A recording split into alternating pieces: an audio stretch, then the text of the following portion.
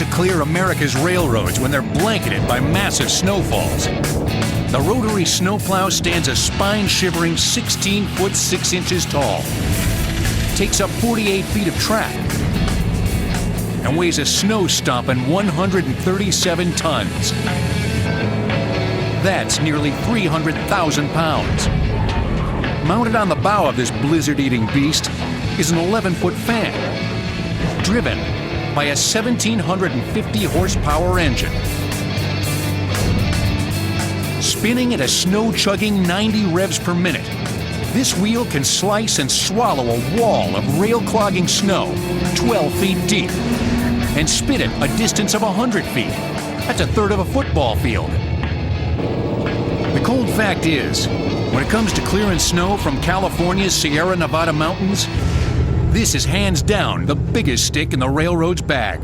If we didn't have the rotary snowplow available, we wouldn't be able to keep up if we got heavy snows that we have had in the past. It moves such a large amount of snow that we would be shut down, and it would be weeks before we could get the Sierras open again without this piece of equipment.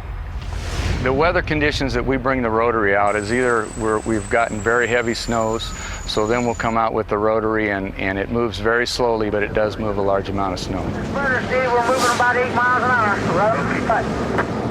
In fact, this machine is so capable at carving a path through the white stuff that the railroads don't bother using it for ordinary snowfalls.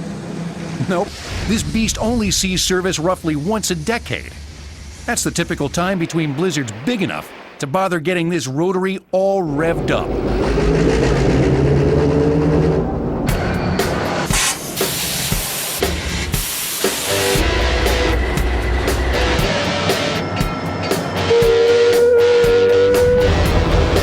The last time we brought the rotary out was 96 and 97. We'd had over 500 inches up on top of the hill when we averaged 450 in an average year.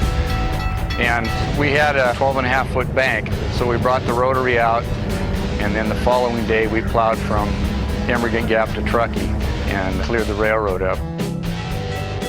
To put together a snow train, we will start with a rotary on each end. Against those rotaries, we will have a B unit, or what some people call a slug. That's a locomotive that powers the blade itself. Then there's 2 locomotives in the middle, which are AC locomotives. The wings on the side, they're developed to operate so we can cut a wider path. And so we can shoot that wing out there and actually give us another foot.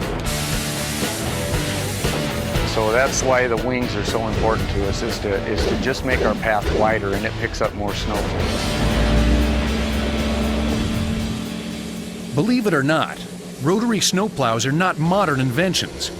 This once steam-powered machine was actually built back in 1937.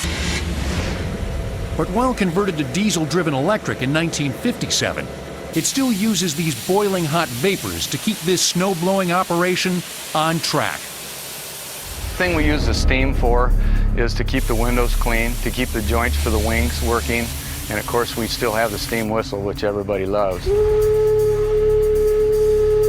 But that's what keeps everything working and operating so it doesn't freeze up on us. Well, I guess you could compare it to a dragon as the steam comes out and as it hisses at you, and it looks like it's alive and breathing when we have it fired up and actually operating. Okay, here we're at the front of the rotary. As you can see, we have the blades. Those are 11 feet across. The snow is picked up into the blade as it spins, and it goes out the top. Depending way up there at the top which way we have the chute going and the blade rotating, that's the direction that we will throw the snow. Here we're in the rotary snowplow control cab. And up here we have, these are rather unique, windows that rotate. These were developed by ships at sea when they were in high seas. As they rotate, you never see anything hit the windshield. So when we're in heavy snows, we don't see anything hit there at all. It's always clear. But what's never clear while operating in these conditions is what's on the hillside above you. Go banging through a mountain pass with this snowplow, and the mountain could come crashing down. Well, whenever we have the rotary out, it's generally potentially dangerous because we've had very heavy snows. In that case, we're in slide conditions. And so the biggest thing that we probably worry about is slides off of the side of the hill that may come down and bury us or tip us over. In 82 and 83, they had 194 inches come down in a few days on a base of 94 inches. We weren't blowing the whistle, we were being as quiet as we could because we were so concerned about slides. But with a careful eye on the mountain above you, the rotary snowplow will keep rolling, relentlessly removing snow, keeping America's railroads running.